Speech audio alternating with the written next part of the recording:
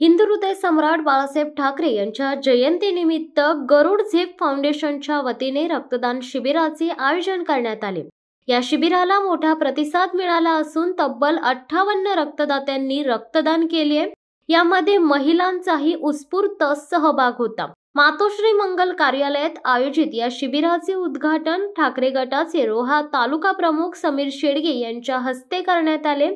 यावेळी उपस्थित मान्यवरांनी बाळासाहेब ठाकरे यांच्या प्रतिमेस पुष्पहार अर्पण करून त्यांना आदरांजली वाहिली। या शिबिराचे आयोजन गरुड झेप फाउंडेशनचे अध्यक्ष दुर्गेश नाडकर्णी यांनी केले होते। दरवर्षीप्रमाणे यंदाही गरुड झेप फाउंडेशनने सामाजिक बांधिलकी जपत रक्तदान शिबिर राबवले। गेल्या 13 वर्षांपासून फाउंडेशन कडून या शिबिराचे आयोजन करण्यात येत आहे। रक्तदान हे सर्वश्रेष्ठ दान आहे आणि त्यातून अनेक गरजू रुग्णांचे प्राण वाचू शकतात, असा संदेश या शिबिराच्या माध्यमातून देण्यात आलाय। रक्तदान शिबिरात तरुणाईसह विविध सामाजिक कार्यकर्ते आणि नागरिकांनीही उत्साहाने सहभाग घेतला। महिलांचाही मोठा प्रतिसाद दिसून आला। यावेळी रक्तदात्यांना प्रमाणपत्र आणि अल्पोपहार देण्यात आला।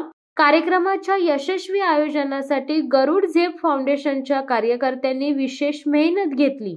रक्तदान हे आरोग्यासाठी लाभदायक असून समाजासाठी अत्यंत आवश्यक आहे, असे मत यावेळी मान्यवरांनी व्यक्त केले।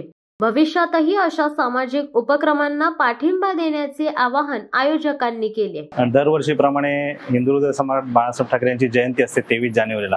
आम्ही दरवर्षी हा कार्यक्रम राबवत असतो। या वर्षी या कार्यक्रमाचे 12वे वर्ष आहे। हिंदू हृदय सम्राट बाळासाहेब ठाकरे यांनी जी आम्हाला प्रेरणा दिली लढण्याची आणि त्यांना जी श्रद्धांजली यातून आम्हाला व्हायची, त्या श्रद्धांजली वाहण्यासाठी आम्ही रक्तदान शिबिर आयोजित करत असतो आणि दरवर्षी याला उत्स्फूर्त प्रतिसाद असतो। यावर्षी महिलांचा पण उत्स्फूर्त प्रतिसाद आम्हाला या रक्तदान शिबिरात मिळालेला आहे आणि आम्ही यापुढेही दरवर्षी हे करत राहू असा आमचा संकल्प आहे। 58 जणांनी आतापर्यंत रक्तदान केलेलं आहे या शिबिरात आणि दरवर्षी अनेक जण रक्तदान शिबिर या शिबिरात येऊन रक्तदान करत असतात। शिवसत्ता टाइम्ससाठी अक्षय जाधव, रोहा। दे धडक बेधडक वृत्त देणाऱ्या आपल्या शिवसत्ता टाइम्स न्यूज चॅनलला लाल बटन दाबून सबस्क्राईब करा आणि बेल आयकॉनला क्लिक करायला विसरू नका।